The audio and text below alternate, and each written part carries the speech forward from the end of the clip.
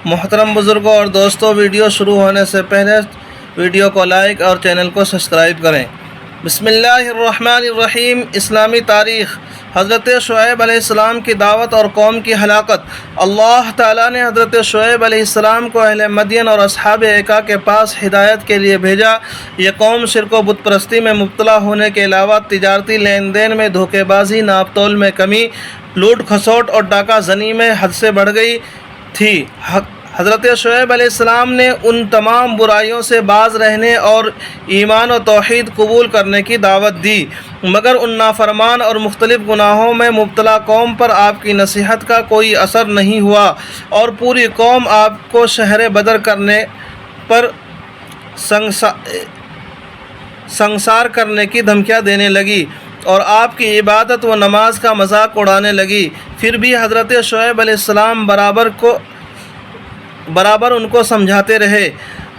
قوم لوط اور دوسری نافرمان قوموں کے برے انجام کا تذکرہ کر کے ڈراتے رہے، مگر یہ بدبخت اور نافرمان قوم ضد اور ہٹ دھرمی میں بڑھتی ہی چلی گئی۔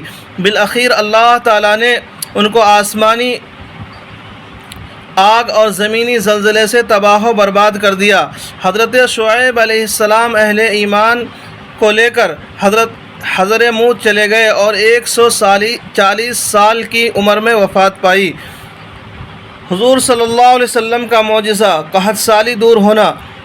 حضرت انس رضی اللہ عنہ فرماتے ہیں کہ ایک شخص نے حضرت صلی اللہ علیہ وسلم کے پاس آیا اور کہنے لگا، بارش نہ ہونے کی وجہ سے جانور مر گئے اور راستے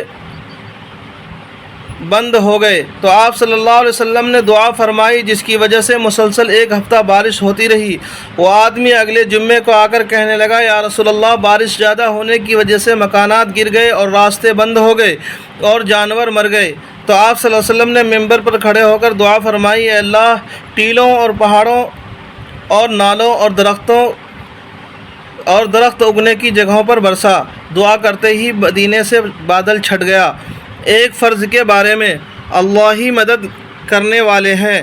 قرآن میں اللہ تعالیٰ فرماتا ہے، اللہ ہی تعالیٰ زندگی و موت دیتا ہے، اللہ تعالیٰ کے علاوہ کوئی کام بنانے والا اور مدد کرنے والا نہیں۔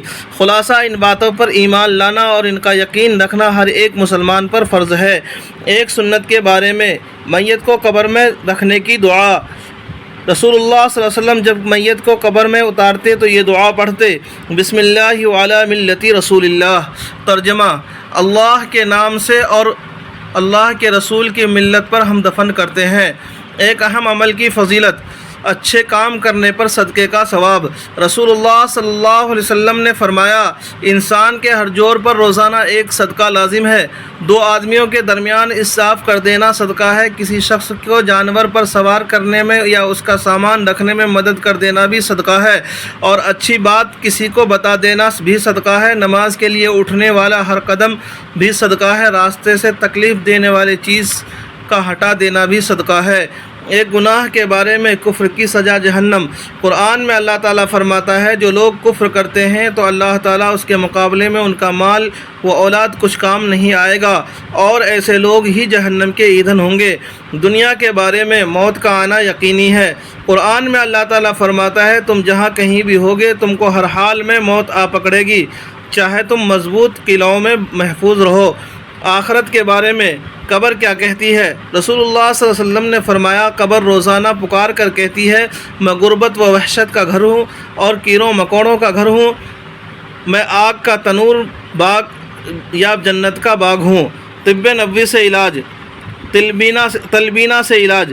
حضرت عائشہ رضی اللہ عنہ بیمار کے لیے تلبینہ تیار کرنے کا حکم دیتی تھی اور فرماتی تھی کہ میں نے رسول اللہ صلی اللہ علیہ وسلم کو فرماتے ہوئے سنا، تلبینہ بیمار کے دل کو سکون پہنچاتا ہے اور رنج و غم کو دور کرتا ہے۔